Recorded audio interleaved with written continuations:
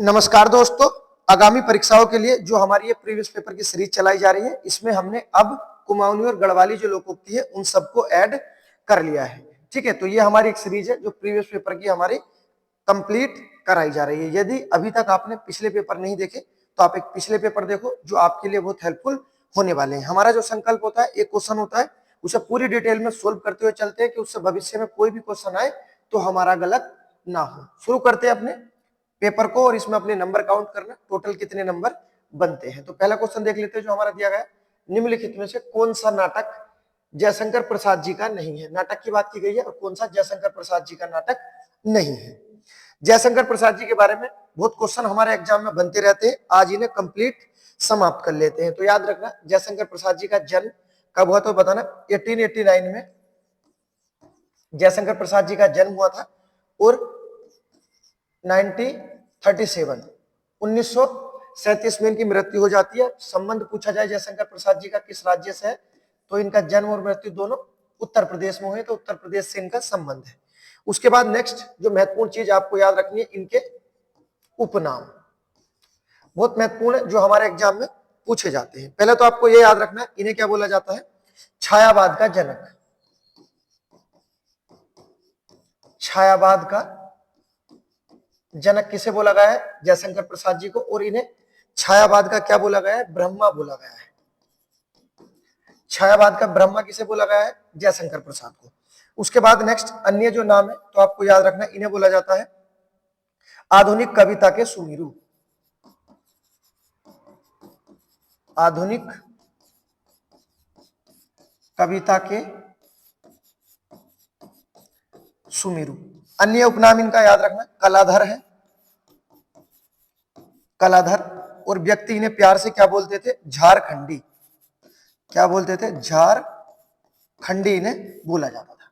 तो ये इनके उपनाम है, आपको याद रखना। जैसे क्या है, कलाधर, झारखंडी, आधुनिक कविता के सुमेरु और छायावाद का ब्रह्मा बोला गया है। और छायावाद का जनक भी किसे बोला गया है, तो याद रखना जयशंकर प्रसाद जी को बोला गया है। जबकि एक पॉइंट बहुत महत्वपूर्ण है छायावाद से, आपको याद रखना, क्वेश्चन पूछा जाता है छायावाद शब्द का नामकरण किसने किया था। तो छायावाद शब्द की बात हो रही है, तो छायावाद शब्द लाने वाले व्यक्ति थे मुकुटधर पांडे। क्या नाम है व्यक्ति का, याद रखना, मुकुटधर पांडे। मुकुटधर पांडे, ठीक है। तो छायावाद शब्द को लाने वाले, जबकि छायावाद का जनक किसे बोला गया है, जयशंकर प्रसाद जी को। संबंध कहां से, उत्तर प्रदेश से। अब जो क्वेश्चन दिया गया था, कौन सा नाटक जयशंकर प्रसाद जी से नहीं है, ऑप्शन दिए गए चंद्रगुप्त, स्कंदगुप्त, अजातशत्रु और समुद्रगुप्त। बहुत महत्वपूर्ण नाटक है इनके, कई बार हमारे एग्जामों में पूछे गए, तो याद रखना चंद्रगुप्त इनका नाटक है, स्कंदगुप्त भी नाटक है, अजातशत्रु भी नाटक है। कौन सा नहीं है, समुद्रगुप्त इनका नाटक नहीं है। तो ऑप्शन नंबर डी जो है ये हमारा आंसर हो जाएगा। ठीक, इससे अलग इनके नाटक आपको याद रखने, हमेशा हमारे एग्जाम में आते रहते हैं। जैसे आता अन्य नाटक में आता है एक घूंट, एक घूंट, ठीक है, याद रखना चंद्रगुप्त, एक घूंट। उसके बाद नेक्स्ट राज्यश्री, राज्यश्री भी इनका महत्वपूर्ण नाटक है। उसके बाद नेक्स्ट याद रखना आपको जो महत्वपूर्ण है सज्जन। सज्जन, सज्जन से अलग जो आपको याद रखना है पत्थर की पुकार, पत्थर की पुकार। उसके बाद पाप की पराजय, पाप की पराजय।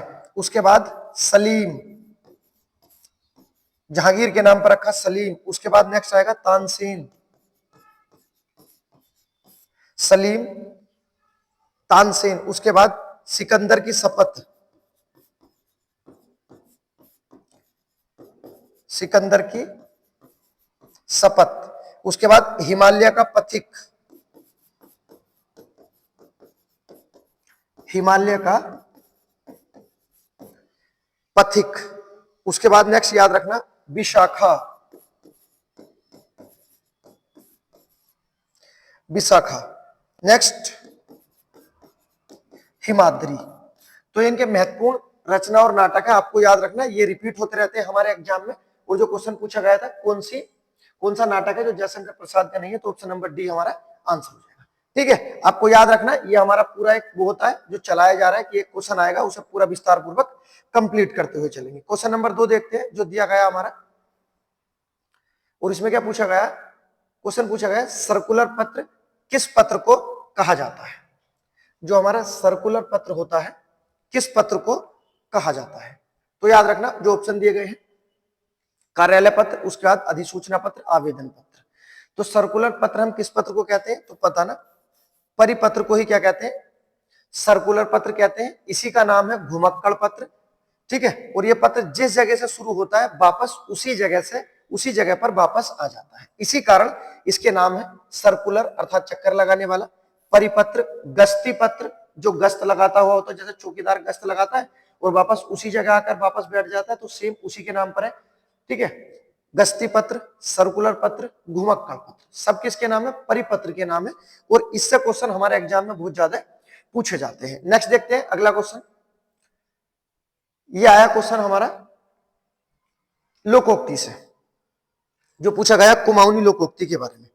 और क्या दिया गया है इसमें, दिया गया है अति बिराऊ में मूस नी मरण लोकोक्ति का अर्थ बताना है। क्या लोकोक्ति का अर्थ हमारा होने वाला है। पहला क्या दिया गया है, किसी काम में अधिक लोग सही होते हैं, अत्यधिक कम कर जाना, उसके बाद आवश्यकता से अधिक लोगों का होना। और डी दिया गया है किसी कार्य में आवश्यकता से अधिक लोग हो तो वह कार्य नहीं होता। कौन सा हमारा आंसर होने वाला है, जो हमारी लोकोक्ति दी गई है अति बिराऊ में मूस नी मरण। तो आपको याद रखना है जो अति होता है इसका मतलब तो होता बहुत, अति का अर्थ क्या होता है, बहुत। बिराऊ अर्थ होता है बिल्ली का, ठीक है। और मूस क्या होता है हमारा, ये होता है चूहा, ठीक है।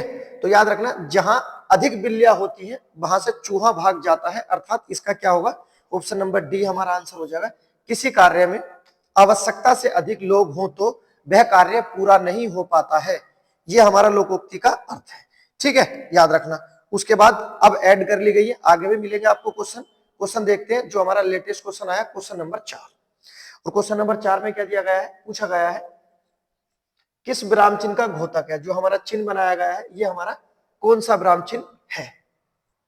ऑप्शन दिया गया है कोष्टक, तो कोष्टक तो ऐसे नहीं होते, कोष्टक तो इस तरह से होता है। उसके बाद उद्धरण चिन्ह और उसके बाद पुनरुक्ति सूचक चिन्ह। और डी दे दिया, बी और सी दोनों आंसर होंगे। तो पहले तो आपको याद रखना ये जो चिन्ह होते हैं हमारे उद्धरण चिन्ह होते हैं, और ये हमारे दो प्रकार के होते हैं।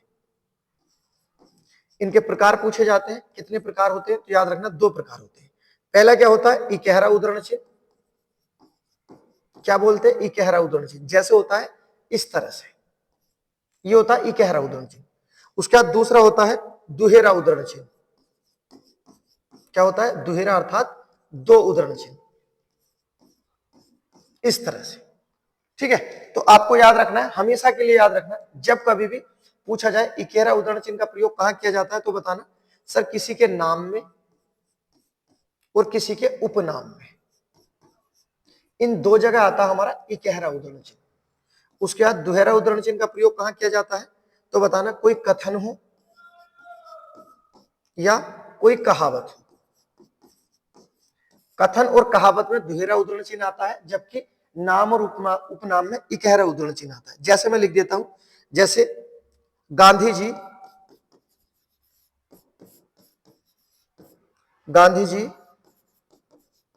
महान व्यक्ति थे, ये हमने लिख दिया। तो अब यहां पर क्या है, गांधी जी का नाम आया तो यहां पर आएगा इकहरा उद्धरण चिन्ह, इस तरह से, ठीक है। तो नाम के साथ क्या आएगा, नाम हो या उपनाम, अब ये गांधी जी उपनाम है, ठीक है। तो ये जो आया है गांधी जी या नाम है तो भी आपका इकहरा उद्धरण चिन्ह आ जाएगा। उसके बाद नेक्स्ट जो आपको याद रखना है, एक लिख देते हैं दुहेरा उद्धरण चिन्ह के लिए, जैसे बोलते हैं भारत सभी धर्मों की रसोई घर है। भारत सभी धर्मों की रसोई घर है, यह कथन किसका है, हमारे स्वामी विवेकानंद का है, ठीक है, किसका है ये, स्वामी जी का है, इस तरह से। अब देखो यहां पर जो आया ये पूरा कथन आया है, तो यहां पर आ जाएगा हमारा उद्धरण चिन्ह दुहेरा वाला। तो यदि कथन और कहावत है तो आ जाएगा दुहेरा उद्धरण चिन्ह, और नाम रूप नाम है तो इकहरा उद्धरण चिन्ह आ जाएगा। इसका नाम उद्धरण चिन्ह होता है, प्रकार इसके दो होते हैं, आपको याद रखना है। आगे जो दिया गया है ऑप्शन नंबर सी जो दिया गया है पुनरुक्ति सूचक चिन्ह, तो इसका प्रयोग पुनरुक्ति सूचक चिन्ह में भी किया जाता है। तो इस कारण हमारा जो आंसर निकल का आया ऑप्शन नंबर डी हो जाएगा।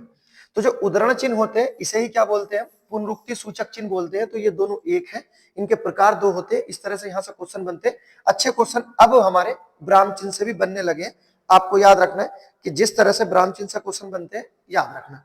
अब ब्राह्म चिन्ह के बारे में कुछ चीजें जो आपको हमेशा याद रखनी है कि एक ब्राह्म चिन्ह होता है योजक, योजक ब्राह्म चिन्ह, ठीक है। इसका प्रयोग हम, योजक इस तरह से बनता है, इसका प्रयोग हम संस्कृत में नहीं करते हैं। योजक ब्राह्म चिन्ह का प्रयोग हम संस्कृत में नहीं करते, जबकि एक होता है पूर्ण विराम। पूर्ण विराम जो होता है इस तरह से लगा देते हैं, पूर्ण विराम का प्रयोग हम अंग्रेजी में नहीं करते हैं, ठीक है। तो ये चीज आपको याद रखना। एक होता है हमारा टिप्पणी, टिप्पणी सूचक, और टिप्पणी जो सूचक होता है हमारा, इसका प्रयोग हम कहा नहीं करते, तो बताना, हिंदी में नहीं करते। तो हिंदी में टिप्पणी का प्रयोग नहीं किया जाता, पूर्ण विराम अंग्रेजी में नहीं आता, योजक संस्कृत में नहीं आता। ये चीजें आपको अपने दिमाग में सेट करके रखनी है। उदाहरण चिन्ह जो क्वेश्चन पूछा है इकहरा और दुहरा होता है। इकहरा कहाँ आता है, नाम और उपनाम के साथ, और दुहरा आता है कथन और कहावतों के साथ। उम्मीद करता हूं ये चीज आपकी समझ में अच्छे से आई होगी, ठीक है। उसके बाद क्वेश्चन पे बढ़ते, अगला क्वेश्चन दिया गया हमारा 5। क्वेश्चन क्या पूछा है, निम्नलिखित में से तद्भव बताना है। तद्भव शब्द का चयन करना है, कौन सा शब्द है हमारा जो तद्भव रूप में दिया गया है। पहले दिया गया हस्त, उसके बाद हस्ती, उसके बाद हींग, और उसके बाद हिरक। कौन सा शब्द होगा हमारा जो इस तरह से हमारा आंसर दिया गया है। आसान क्वेश्चन है, इस तरह से क्वेश्चन हमारे बनते रहते हैं। तो क्या आंसर होगा हमारा, तो याद रखना इसमें जो हमारा आंसर बन जाएगा, जो हमारा तद्भव है हींग है। तो इसका तत्सम क्या होगा, तो याद रखना हिंगू इसका तत्सम रूप है, जबकि तद्भव हींग हो जाएगा। याद रखना इस तरह से क्वेश्चन देखो, तत्सम तद्भव से क्वेश्चन है। हर टॉपिक से अपने क्वेश्चन होने वाले हैं, उसी तरह से अपना सेट तैयार किया जाता है कि जो भी हमारे क्वेश्चन हो, एक क्वेश्चन पढ़ो और पूरा टॉपिक अपना कंप्लीट होता चला जाए। क्वेश्चन देखते हैं, निम्नलिखित में से विकारी शब्द का चयन करना है। अर्थात ऐसे शब्द होते हैं विकारी जिसमें लिंग, वचन और कारक के आधार पर परिवर्तन कर दिया जाए, ठीक है। लेकिन यहाँ क्या बताना है, विकारी शब्द बताना है कौन सा है। आज शब्द है ये, जैसे मान लेते आज, क्या इसका लिंग बदल जाएगा, ना इसका वचन बदलेगा, आज आज ही रहेगा। लड़का शब्द है, इसका लिंग बदल जाएगा, बदल जाएगा सर, ये क्या हो जाएगा हमारा, ये तो लड़की हो जाएगा। जैसा ही बदल जाएगा आप इसे आंसर बना दो, क्योंकि विकारी पूछा है यही है। लड़के का लड़की हो जाएगा, लड़के का लड़के भी हो जाएगा। इधर शब्द है, क्या इसका लिंग बदल सकता है, नहीं, इधर इधर ही रहेगा, ना वचन बदलेगा। परंतु बदल जाएगा, नहीं बदलेगा। तो जो शब्द बदल जाते हैं उन्हें विकारी कहते हैं, जो नहीं बदल पाते उन्हें अविकारी कहते हैं। आपको याद रखना है, इस तरह से क्वेश्चन पूछे जाते हैं। उसके बाद देखते हैं नेक्स्ट अगला क्वेश्चन। क्वेश्चन नंबर दिया गया हमारा 7 आपके सामने। क्वेश्चन नंबर 7 में क्या पूछा गया है, ओला शब्द दिया गया है में कौन सी संज्ञा हमारी होने वाली है। ओला शब्द में कौन सी संज्ञा होने वाली है। आप ओला बताओ, व्यक्तिवाचक, जातिवाचक, द्रव्यवाचक या समूहवाचक। रिपीट क्वेश्चन है, कुछ परेशानी नहीं होनी चाहिए। यदि आपने पिछले पेपर कर रखे होंगे तो 100% आप करके जाओगे, ठीक है, और बिल्कुल देखते ही उड़ा दोगे आप। और हमारे जो पेपर होते हैं उसमें रिपीट क्वेश्चन होते हैं बहुत ज्यादा। आपको बताना है इसका क्या आंसर हमारा होने वाला है। तो याद रखना जो हमारा ओला है इसमें कौन सा हो जाएगा हमारा, ओला हो जाएगा हमारा जातिवाचक। ऑप्शन नंबर बी हमारा आंसर हो जाएगा, कोई परेशानी नहीं है। अब कुछ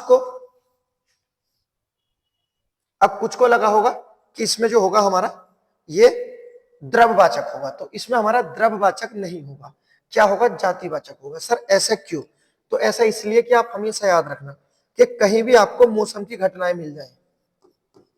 किसकी, मौसम की घटना, जैसे वर्षा, उसके बाद ओला।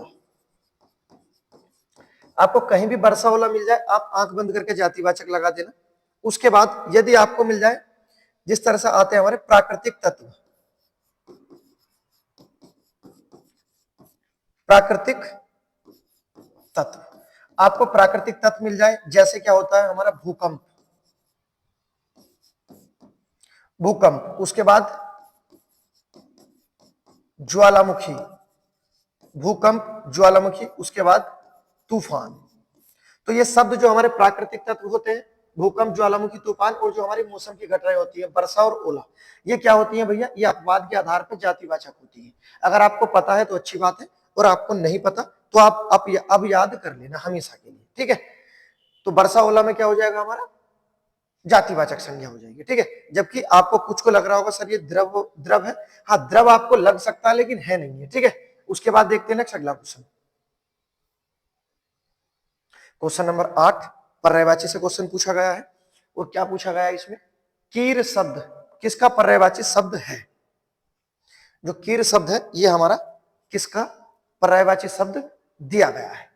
पहला दिया गया है कील का, उसके बाद कीड़ा, उसके बाद दिया गया है तोता या हमारा हाथी।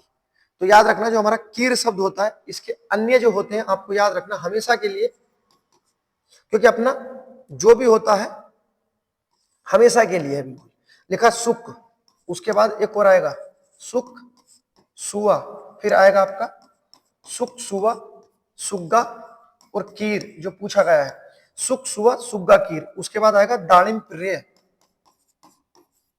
दाड़िम प्रिय, सुक सुआ सुग्गा कीर दाड़िम प्रिय। उसके बाद आएगा तुंड, और तुंड से मिलकर बनेगा रक्त तुंड, रक्त तुंड। ये जितने भी हमारे पर्यायवाची हैं सब किसके हैं, तोते के हैं। ऑप्शन नंबर सी हमारा आंसर हो जाएगा। यही पर्यायवाची है हमारे तोते के, सुक सुआ सुग्गा कीर रक्त तुंड और तुंड दाड़िम प्रिय, ठीक है। तो ऑप्शन नंबर सी हमारा आंसर हो जाएगा। उसके बाद देखते हैं नेक्स्ट, अब तोते से क्वेश्चन आए, या अगर आपने पिछले किए होंगे तो आपके गलत नहीं होंगे। क्वेश्चन देखो जो दिया गया है, आपसे बोला था और जो बोला है तो वो कंप्लीट कराया जाएगा। यहाँ आ गई एक और हमारी नई लोकोक्ति, और क्या पूछा गया है इसमें, इसमें बताना है जैली थाली बील पाई, लोकोक्ति का अर्थ बताना है। क्या इसका अर्थ हमारा होने वाला है जो हमारा दिया गया है, जैली थाली बील पाई। अगर आपको एक एक शब्द का पता चल जाएगा आप सोल्व कर जाओगे। क्या दिया गया है, थाली को अधिक बजाना, नहीं ये तो नहीं होगा, मोदी जी ने थोड़ी बोला है। आगे देखो, इच्छा पूर्ति के लिए दिखावा करना, क्या ये है। उसके बाद मलिक के आगे बिल्ली का भाग जाना, मलिक नहीं मालिक होता, कोई बात नहीं, चलो मालिक के आगे बिल्ली का भाग जाना, ना ये होगा तो क्या होगा, इच्छा पूर्ति हेतु धैर्य रखना, ठीक है। इसका जो दिया गया है जैली, इसका शब्द होता है जिसने, क्या होगा, जिसने। जो दिया गया है थाली, ये थाई है, थाई, जैली थाई बिल पाई, अब शुद्ध है। तो जैली थाई का होता है सहन करना, क्या होता है, सहन करना, और बिल होता है उसने, ठीक है। और पाई क्या हो जाएगा हमारा, पाया। तो ये थाली नहीं है, थाई शब्द लिखा था, ये टाइपिंग से गलत हो गया। तो जैली थाई बिल पाई लोकोक्ति का अर्थ है, अर्थात जिसने सहन किया उसने पाया। आंसर क्या बना हमारा, इच्छा पूर्ति हेतु धैर्य रखना आवश्यक होता है। तो ऑप्शन नंबर डी हमारा आंसर हो जाएगा। याद रखना, जैली थाई बिल पाई लोकोक्ति का इच्छा पूर्ति हेतु धैर्य रखना। उसके बाद देखते हैं नेक्स्ट अगला क्वेश्चन जो हमारा दिया गया है, क्वेश्चन नंबर 10। क्वेश्चन नंबर 10 में क्या है, पुस्तकें धड़ाधड़ बिक रही हैं में धड़ाधड़ जो शब्द है में शब्द का कौन सा रूप होगा। पुस्तकें धड़ाधड़ बिक रही हैं, इसमें हमारा कौन सा रूप होने वाला है, तो बताइए क्या होता है। बिक रही हैं, बिकना हमारा क्रिया है, और क्रिया की विशेषता क्या है, धड़ाधड़ बिक रही है। तो क्रिया की विशेषता कौन बताता है, तो बताना क्रिया की विशेषता क्रिया विशेषण बताता है। तो क्या हो जाएगा हमारा, क्रिया विशेषण हो जाएगा। जैसे ही क्रिया विशेषण आ जाएगा विस्तार पूर्वक याद रखना। कितने भेद होते हैं? 4 होते हैं। और क्रिया विशेषण हमारी अभिकारी होती है। क्या होती है? अभिकारी। आप कुछ बदलाव नहीं कर सकते, धड़ाधड़ ही रहेगा। कितने भेद थे? 4। तो जो भेद दिए गए हैं 4 हमेशा के लिए आपको याद रखने हैं। पहला क्या होता है हमारा? रीतिवाचक क्रिया विशेषण। दूसरा होता हमारा कालवाचक क्रिया विशेषण। तीसरा होता हमारा स्थानवाचक क्रिया विशेषण। और चौथा होता हमारा परिमाणवाचक क्रिया विशेषण। तो क्रिया विशेषण से क्वेश्चन पूछा था, आप गलत मत करना। आंसर क्या बना हमारा? क्रिया विशेषण। ये हमारा आंसर हो जाएगा। नेक्स्ट क्वेश्चन की तरफ बढ़ते हैं। अगला जो हमारा दिया गया है क्वेश्चन नंबर 11। क्या दिया गया है? वाक्यांश से क्वेश्चन पूछा गया है। मैंने आपसे बोला है हर टॉपिक से क्वेश्चन होगा, और यही हमारा संकल्प है कि अपने पूरे टॉपिक एक ही क्लास में अपने कंप्लीट होते चले जाते हैं और अपना पता चलता रहता है किस तरह से अपना कोई टॉपिक खराब तो नहीं चल रहा है। क्वेश्चन पूछा गया है प्रति उत्पन्नमति वाक्यांश का अर्थ बताना है। प्रति उत्पन्नमति, प्रति उत्पन्नमति ऑप्शन दिया गया है। ए जो दिया गया है उत्तर न देने की क्षमता, उसके बाद जो फिर से उत्पन्न हुआ हो, जिसकी बुद्धि में नई नई बातें उत्पन्न होती हो, जो तत्काल सोचकर उत्तर दे। क्या होता है प्रति उत्पन्नमति? ठीक है, तो ऑप्शन नंबर डी जो दिया गया हमारा आंसर हो जाएगा। जो तत्काल सोचकर उत्तर दे सके या जो तत्काल सोचकर उत्तर दे उसे क्या कहते हैं? प्रति उत्पन्नमति, अर्थात एकदम जिसके दिमाग में चीजें आती है। क्वेश्चन नेक्स्ट दिया गया है, और मैं मानता हूं यह आपने बहुत बार देखा होगा। यह क्वेश्चन जो पूछा जाता है, निम्नलिखित में से कौन सा सारंग का अर्थ नहीं है? बहुत का अर्थ होता है सारंग, और यहां पूछा किसका अर्थ नहीं है। ऑप्शन दे दिए गए हैं पपीहा, शहद, कामदेव और राजहंस। तो देखो आपको एक चीज याद रखनी है आज हमेशा के लिए, इसका चैप्टर खत्म कर दो कि सारंग किसका अर्थ होता है। तो एक तो याद रखना ये होता हमारे घोड़े का, जो घोड़ा होता है उसका समानार्थी शब्द होता है सारंग। घोड़े के साथ एक और जोड़ लेना, हाथी और घोड़े दोनों ही है, तो दोनों का ही होगा। उसके बाद हमारे सूर्य का भी होता है, सूर्य। सूर्य के बाद जो संगीत होता है, संगीत का भी होता है सारंग। उसके बाद पपीहा का भी होता है सारंग, शेर का भी होता है सारंग। तो जानवर आ गए आपके, घोड़ा, हाथी और शेर। उसके बाद आपको याद रखना है मोर का भी होता है। मोर के बाद ये हमारा सांप महोदय का भी होता है। सांप के बाद हिरन का भी होता है। दीपक का भी होता है, जो दीपक जलाने वाला होता है। ठीक है, उसके बाद हमारे कामदेव जीव का भी होता है। कामदेव के साथ साथ हमारे ये हमारे राजहंस का भी होता है। इतनों का हमारा ये समानार्थी शब्द होता है। ठीक है, इनके बाहर आएगा तो आप गलत कर देना। आप देख लो क्वेश्चन हमारा सोल्व हो जाएगा। घोड़ा, हाथी, सूर्य, संगीत, पपीहा, शेर, मोर, सांप, हिरन, दीपक, कामदेव और राजहंस सबका होता है। तो किसका नहीं होता? तो बताना सर ये हमारे शहद का नहीं होता। ऑप्शन नंबर सी आ जाएगा, हमारा आंसर बन जाएगा। ठीक है, हमेशा के लिए याद रखना। इसका चैप्टर आज खत्म हो गया है, आपको याद रखना। क्वेश्चन नंबर बढ़ते हैं नेक्स्ट की तरफ। शब्द युग्म पर्यायवाची पर आधारित है। कौन सा? हमारा मदिरा और मंदिरा युग्म का उपयुक्त अर्थ वाला, उपयुक्त एग्जैक्ट, मिलता जुलता नहीं, उपयुक्त का अर्थ होता है बिल्कुल समान, बिल्कुल एग्जैक्ट हो। कौन सा हमारा होगा ये आपको बताना है। इसका आंसर बताओ। जो भी हमारा दिया गया है मंदिर और मंदिरा का उपयुक्त अर्थ होने वाला कौन सा हमारा आंसर है? पहला दिया गया है पुजारी या पूजा घर और पुजारी, घर और सवारी, गुफा और बड़ी गुफा, देवालय और अशुभशाल्य। कौन सा होगा हमारा आपको बताना है। मंदिर और मंदिरा, बताइए क्या होता है। इसका जो आंसर माना है, जो हमारे पेपर में पूछा जाता है मंदिर और मंदिरा, तो याद रखना देवालय और अशुभशाला, ये इसका आंसर माना गया है। Option number D. पर्यायवाची किए होंगे तो आप सोल्व करके ले जाओगे, वरना तो फंसना तो रहता ही है। क्वेश्चन देखो अगला दिया गया है। आचार्यों ने कहा कि अहिंसा ही परम धर्म है। ठीक है, संचालन के आधार पर वाक्य का भेद बताना है। आचार्यों ने कहा या आचार्य ने कहा, अहिंसा ही परम धर्म है, इसमें हमारा कौन सा वाक्य होने वाला है, ये हमसे क्वेश्चन पूछा गया है। और इतना तो हमें पता है कि आपने अगर देखे होंगे तो आप देखते ही उड़ा सकते हो, बिल्कुल भी गलत नहीं है। देखो यहां से की को उठा लो, आपने क्वेश्चन सोल्व कर दिया होगा, मैं ये उम्मीद आपसे कर सकता हूं।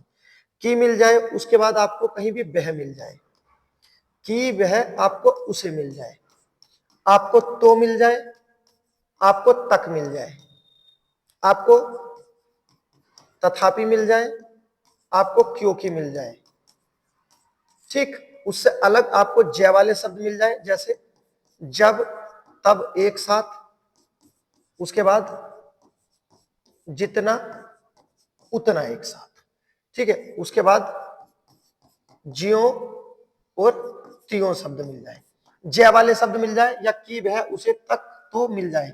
ये हमारे किसकी पहचान होती है, तो ये हमारे मिश्र वाक्य की पहचान होती है। तो ऑप्शन नंबर डी तो हो जाएगा हमारा मिश्र। लेकिन जब बात पूछी गई है तो आपको यह भी याद रखना है कि मिश्र वाक्य की परिभाषा क्या होती है, इसकी परिभाषा क्या होती है। तो मिश्र वाक्य की परिभाषा और जो हमारे संयुक्त वाक्य होती है, दोनों की परिभाषा क्या होती है। तो आपको याद रखना, मिश्र वाक्य की परिभाषा होती है, इसमें एक वाक्य दूसरे वाक्य पर आश्रित होता है, एक वाक्य दूसरे वाक्य पर आश्रित होता है। एक वाक्य दूसरे वाक्य पर आश्रित होता था, कौन सा वाक्य होता है, मिश्र वाक्य। परिभाषा पूछी जाती है, आपको याद रखना है। उसके बाद संयुक्त वाक्य की परिभाषा क्या है, तो आपको याद रखना, इसमें दो स्वतंत्र वाक्य होते हैं, स्वतंत्र वाक्य होते हैं। और ये दो स्वतंत्र होते हैं, अर्थात एक वाक्य दूसरे वाक्य पर निर्भर नहीं होता है, आजाद होता है बिल्कुल। जबकि पहचान के लिए इसमें भी कुछ चिन्ह आते हैं हमारे, जो संयुक्त वाक्य है इसमें क्या क्या आते हैं हमारे पहचान के लिए, तो आपको याद रखना हमेशा के लिए इसमें क्या क्या आते हैं। तो संयुक्त वाक्य में आएंगे और शब्द, और के बाद आएगा तथा, तथा के बाद आएगा इसलिए, इसलिए के बाद आएगा अतः, अतः के बाद आएगा पर के बाद आएगा किंतु, और किंतु के बाद आएगा परंतु। तो ये शब्द आपको कहीं भी मिल जाए। उसके बाद और आते हैं, जैसे या, सोहन, या मोहन, इस तरह वाले, एवं, उसके बाद अथवा। तो ये शब्द आपको मिल जाए तो आप बता देना ये संयुक्त वाक्य होगा। इसमें दो स्वतंत्र वाक्य होते हैं, एक वाक्य दूसरे वाक्य पर निर्भर नहीं करता। जबकि मिश्र वाक्य में क्या होता है, एक वाक्य दूसरे वाक्य पर निर्भर करता है, और इसमें ये शब्द आते हैं पहचान के लिए, ठीक है। तो ऑप्शन नंबर डी हमारा आंसर हो जाएगा। अब बात कर लेते हैं सरल वाक्य। सरल वाक्य की परिभाषा क्या होती है, तो बताना, इसमें एक ही क्रिया होती है, सिर्फ एक क्रिया होती है, जबकि कर्ता अनेक हो सकते हैं, कर्ता अनेक हो सकते हैं, कोई परेशानी वाली बात नहीं है। जबकि क्रिया क्या होगी, एक होगी, ठीक है। ये पहचान होती है। रचना के आधार पर वाक्य भेद क्वेश्चन था। आगे बढ़ते हैं क्वेश्चन नंबर 15 की ओर, आपके सामने है और अच्छा क्वेश्चन है, ठीक है। बिल्कुल बच्चों वाले तो कोई क्वेश्चन होंगे नहीं, अपने जितने भी क्वेश्चन होंगे सब लेटेस्ट होंगे, जो एग्जामों में आए हुए हैं। क्वेश्चन टफ हो इससे कोई फर्क नहीं पड़ता, ठीक है, क्योंकि क्वेश्चन को समझाया जाता है कि भविष्य में आ जाए तो आप गलत ना करो। क्वेश्चन देखते हैं जो दिया गया है, उत्कृष्ट कला संवेदनशील मनुष्य का निर्माण करती है, उपयुक्त वाक्य में कितने विशेषण और कितने विशेष्य दिए गए हैं, ये आपके सामने है। कितने विशेषण कितने विशेष्य, आप विशेषण निकाल लो, जितने विशेषण होंगे उतने ही विशेष्य होंगे, क्योंकि हमेशा विशेष्य की विशेषता ही बताएगा आपका विशेषण। बताइए, एक विशेषण है, दो विशेषण है, तीन विशेषण, जो भी दिया गया आप आंसर बताओ इसका क्या होने वाला है। तो याद रखना, जो हमारा विशेषण दिया गया है कला है, और कला कैसी है, तो कला हमारी उत्कृष्ट है। एक विशेषण तो हमें ये मिला, विशेषण कला के बारे में बताया गया कि कला कैसी है, तो कला उत्कृष्ट है। तो उत्कृष्ट क्या है हमारा, ये विशेषण है, ठीक। तो एक तो यहां मिला, जब ये विशेषण है तो ये विशेष्य हो जाएगा। कला, कला की विशेषता है तो कला क्या हो जाएगा हमारा, विशेष्य हो जाएगा। तो एक जोड़ा तो यहां से मिला। अगला क्या है, मनुष्य के बारे में बोला गया है, मनुष्य क्या है हमारा, विशेष्य है, ठीक है। और मनुष्य कैसा है, संवेदनशील है, तो संवेदनशील क्या बना हमारा, विशेषण, ठीक है। तो याद रखना है, दो विशेषण है और दो विशेष्य है, आगे को तो कुछ है ही नहीं। ठीक है, तो क्या बना हमारा, इसमें दे रखा दो विशेषण दो विशेष्य, दो विशेषण दो विशेष्य, दो विशेषण दो विशेष्य। ऑप्शन नंबर सी हमारा, सी नहीं है बी हमारा आंसर बना। ठीक, तो आपको याद रखना है। उसके बाद नेक्स्ट एक क्वेश्चन पूछता हूं आपको, आपको लगता होगा कि सब कुछ सही है, आपको बस इतना बताना है, संज्ञा और विशेष्य, विशेषण नहीं लिखा है, विशेष्य लिखा है। संज्ञा और विशेषण में आपको बताना है अंतर क्या होता है, कमेंट बॉक्स में बताना आपको इसका आंसर। उसके बाद बढ़ते हैं नेक्स्ट आगे की ओर, क्वेश्चन नंबर 16। वर्णमाला से क्वेश्चन पूछा गया है, और क्या पूछा गया है, हिंदी वर्णमाला में उसम व्यंजन बताने हैं। संख्या होती है 4, कोई परेशानी नहीं है, इसमें हमारे उसम व्यंजन दिए गए हैं। उसम व्यंजन क्या है हमारे, पहला होता है, क्रम भी पूछा जाता है, श, क्रम याद रखना है, पूछा जाता है आपसे, ठीक है, कि उसम व्यंजन का क्रम बता दो, तो ये इनका क्रम होता है, बड़ा वाला से, फिर संस्कृत वाला से, फिर हिंदी वाला से, और उसके बाद हमारा आ जाता है। ठीक है, अपना तो बिल्कुल संकल्प है, अब उसम व्यंजन आया है, भविष्य में इससे क्वेश्चन आए तो आपका गलत नहीं होगा। तो उसम व्यंजन की संख्या कितनी है, 4 होती है। अब बात कर लेते जो हमारे ये दिए गए हैं उसम व्यंजन, इनका उच्चारण किस तरह से किया जाता है। तो बड़ा वाला स है हमारा तालु से होता है, आपको याद रखना क्या होता है, तालु। दूसरा वाला स हमारा मूर्धन्य होता है, ये मूर्धा होता है, 66 कोण संस्कृत वाला। उसके बाद हिंदी वाला से हमारा दंत होता है, और है हमारा ये कंठ होता है, और कंठ के बाद हमारा ये होता है स्वर यंत्र, क्या बोलते हैं इसे, स्वर यंत्र। अन्य नाम इसका सर, इसे हंस पद भी बोलते हैं, ये नाम है हमारे है के। ठीक, अन्य नाम भी बताओ, इसे काकल्य ध्वनि भी बोलते हैं, काकल्य ध्वनि भी बोला गया है, तो है के ही नाम है, आपको याद रखना। अब ये हम उसम संघर्षी व्यंजन का चीरहरण करते हुए चलते हैं। ठीक, इस तरह से यहां से क्वेश्चन बनते हैं। उसके बाद नेक्स्ट आपको याद रखना है, जो हमारे स वाले हैं, तीनों स वाले, ये हमारे अघोष होते हैं, जितने भी स है सब अघोष है, और जो हमारा है ये सघोष है। समझ जाओ, देखो उल्टा दिया गया है, स वाले अघोष, जबकि है सघोष।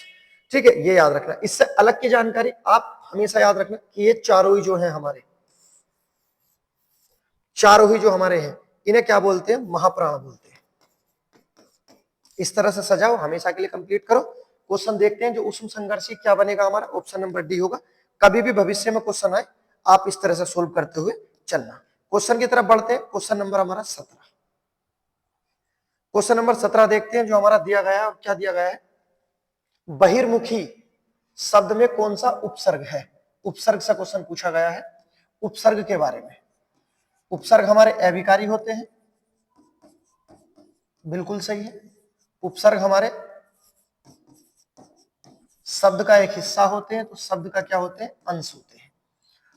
उपसर्ग के भेद पूछे जाते हैं, 3 भेद होते हैं। पहला संस्कृत के उपसर्ग, दूसरा हिंदी, और तीसरा हमारा उर्दू, जिसमें अरबी फारसी आ जाते हैं। संस्कृत में कितने उपसर्ग होते हैं, 22, हिंदी में 13, और उर्दू में हमारे 19 होते हैं। जितने भी हमारे हलंत वाले होते हैं, सब हमारे संस्कृत के उपसर्ग होते हैं। ठीक है, आपको याद रखते हुए चलना है। क्वेश्चन इस तरह से भी पूछा जाता है, कौन सा उपसर्ग हमारा संस्कृत का है, कौन सा हिंदी का है, कौन सा हमारा उर्दू फारसी का है। तो इस तरह वाले क्वेश्चन जब कभी भी आए, आप गलत मत करना, आपको याद रखना, जितने भी हमारे हलंत वाले होते हैं, जितने भी हलंत वाले होते हैं, सब हमारे संस्कृत के होते हैं। जैसे शब्द लिख दिया निर, तो रे पे हलंत है, उसके बाद निस, से पे हलंत है, उसके बाद अभी, उसके बाद परी, उसके बाद परा, प्रति, उसके बाद प्रे, उसके बाद आएगा आपका दुर, और रे पे लगा आपका हलंत। तो हलंत वाले शब्द हमारे सब संस्कृत के होते हैं, और हिंदी वाले जो होते हैं हमारे एक एक शब्द वाले होते हैं, छोटे छोटे। जैसा आया एक शब्द कु, कु के बाद आया सु, उसके बाद आया नी, उसके बाद आया आपका दू, फिर आया हमारा सिंगल ए। तो ये छोटे छोटे होते हैं हमारे हिंदी वाले होते हैं, जबकि बड़े भी होते हैं, ऐसा कुछ नहीं है। उसके बाद उर्दू वाले, जो हमारे विदेशज वाले होते हैं, जैसे गैर, गैर कानूनी, उसके बाद दर, ना, नापसंद, ला, लाजवाब, फिलहाल। तो इस तरह वाले ये हमारे उर्दू फारसी के यहाँ से क्वेश्चन बनते रहते हैं और हम अपना कंप्लीट करते हुए चलते हैं। ये हमारा संकल्प है। क्वेश्चन देखते हैं जो दिया गया है, बहिर्मुख में क्या आ जाएगा हमारा, तो बहिर्मुख में, ठीक है भी आएगा हमारा, तो है आधा है, ऑप्शन नंबर बी हमारा आंसर बनेगा। बहिर हो जाएगा हमारा उपसर्ग। नेक्स्ट बढ़ते हैं क्वेश्चन नंबर 18 की तरफ आपके सामने, ठीक है। जिसे लगता है कि बहुत आसानी से हिंदी हो जाती है, और यही कारण होता है भैया हमारे जो हिंदी के क्वेश्चन नहीं बन पाते। असल में जितनी इज्जत हिंदी को देनी चाहिए, इतनी इज्जत हमने आज तक हिंदी को दी नहीं है, और ये हकीकत है, भले ये बात कड़वी है पर ये हकीकत है। जितनी इज्जत देनी चाहिए थी, इतनी इज्जत हम अब तक दे नहीं पाए हैं। यही कारण है जो हमारे क्वेश्चन नहीं बन पाते हैं पूरे 100%। बाकी हिंदी ही एक ऐसा सब्जेक्ट था हमारा जो हमें पूरे 100% दे सकती है, लेकिन इज्जत नहीं की, उसका खामियाजा हम समय समय पर भुगतते रहते हैं। देखते हैं जो हमारा दिया गया है, संकर शब्द पूछा है। तो संकर शब्द के बारे में आपको याद रखना है, संकर शब्द की परिभाषा क्या होती है। तो परिभाषा तो सभी को पता होगी, ऐसे शब्द जो दो भाषाओं से जुड़कर बने होते हैं, ऐसे शब्द जो हमारे दो भाषा से मिलकर बने होते हैं, क्या कहलाते हैं, संकर शब्द कहलाते हैं। जैसे एक शब्द लिख देता हूं मैं, छायादार। छायादार पूरा एक शब्द है, छायादार एक अर्थ है, लेकिन छाया अलग शब्द है। ये हमारा संस्कृत का है और दार हमारा फारसी का है। तो जबकि हमने एक साथ बोला छायादार तो एक शब्द बना, तो ये बना हमारा संकर शब्द छायादार। इसी तरह से बनते रहते हैं। जैसे अपना और शब्द आ जाते हैं, जैसे आ जाए आपका टिकट घर। टिकट घर, अब देखो टिकट घर में जो हमारा टिकट शब्द है, ये हमारा अंग्रेजी भाषा का है, और जबकि घर हमारा हिंदी भाषा का है। जबकि एक साथ बोला टिकट घर, तो ऐसे शब्द होते हैं जो अलग अलग दो दो भाषाओं के आते हैं, उसे संकर शब्द कहते हैं। हमारे ऑप्शन में पूछा गया है कौन सा संकर शब्द है, ये आपको बताना है। आप इनकी तैयारी तो करते नहीं हो, तो जो दिया गया हमारा आतिशबाजी, ये संकर शब्द नहीं है। ये हमारा कौन सी भाषा का शब्द है, ये हमारा फारसी भाषा का शब्द है संकर शब्द। अल कतरा, ये हमारा पुर्तगाली भाषा का शब्द है अल कतरा। उसके बाद दिया गया खचाखच, जो हमारा शब्द है, ये हमारा देशज शब्द है, ठीक है। तो बचा क्या, ऑप्शन नंबर डी बना, ये हमारा आंसर भी बना। बेढंगा, बेढंगा में जो शब्द है बेढंगा शब्द में जो हमारा दिया गया है ये जो शब्द है हमारा, ये फारसी का शब्द है, और जबकि दिया गया था ढंगा, ये हमारा देशज शब्द है, ठीक है। तो दो भाषाओं से बना बे और ढंगा, बे फारसी, ढंगा देशज, बना बेढंगा, ठीक है। जबकि जो दिया गया है खचाखच, अलकतरा, आतिशबाजी, एक एक भाषा के शब्द है, ठीक है। हिंदी से मोहब्बत करो तभी आपको नंबर दे सकती है। यदि आप इसे जल्दबाजी में लेके जाओगे तो बहुत गलत हो जाएगा। दिया गया है क्या, बेमनस्य का विलोम शब्द। विलोम शब्द से क्वेश्चन, सभी टॉपिक से क्वेश्चन उठाए जाते हैं। क्वेश्चन देखो जो दिया गया है, बेमनस्य का विलोम शब्द क्या दिया गया है। बेमनस्य का हमारा विलोम शब्द पूछा गया है, क्या इसका हमारा आंसर होने वाला है, आपको बताना है। तो बेमनस्य क्या क्या होगा, बेमनस्य ये गलत हो जाएगा, सोमनस्य, उसके बाद सुमनस्य, अवमनस्य। तो बेमनस्य क्या क्या होता है, सोमनस्य होता है, ऑप्शन नंबर बी हमारा आंसर हो जाएगा। उसके बाद देखते हैं नेक्स्ट क्वेश्चन नंबर जो दिया गया हमारा 20, और क्वेश्चन नंबर 20 जो दिया गया, अब देखो अब नए आधार पर ये हमारा जुड़े हैं। क्या पूछा गया है इसमें, वाक्य में त्रुटिपूर्ण भाग का चयन कीजिए, यदि त्रुटि नहीं हो या न हो तो डी का चयन कीजिए। अब देख लेते हैं जो हमारा दिया गया है, भारत सबसे बड़ा लोकतांत्रिक देश है, इसमें क्या गलत है, त्रुटिपूर्ण क्या है, गलत क्या है इसमें। अब भारत तो इसमें देखो 100% सही लिखा है, इसमें तो कोई वर्तनी भी गलत नहीं है, ठीक है। सबसे बड़ा मैं कहता हूं ये भी आपका सही लिखा होगा। उसका लोकतांत्रिक देश, क्या ये भी सही लिखा है, ठीक है, ये तो 20वां क्वेश्चन है। 20वां क्वेश्चन तो आप करते हो हमेशा, तो इसका आंसर भी आप ही को देना है। ठीक है, इसका आंसर मैं देने वाला था, लेकिन ये तो आपके लिए है। आप अभी कहते कि इसका आंसर तो हमें देना है, आप इसका आंसर कमेंट बॉक्स में देना। अगर वीडियो पसंद आई तो लाइक करें, सब्सक्राइब करें। मिलते एक और जोरदार वीडियो के साथ। वीडियो पसंद आई तो कमेंट करें, लाइक करें, सब्सक्राइब करें। उसके बाद मिलते एक और जोरदार वीडियो के साथ। तब तक के लिए गुड बाय।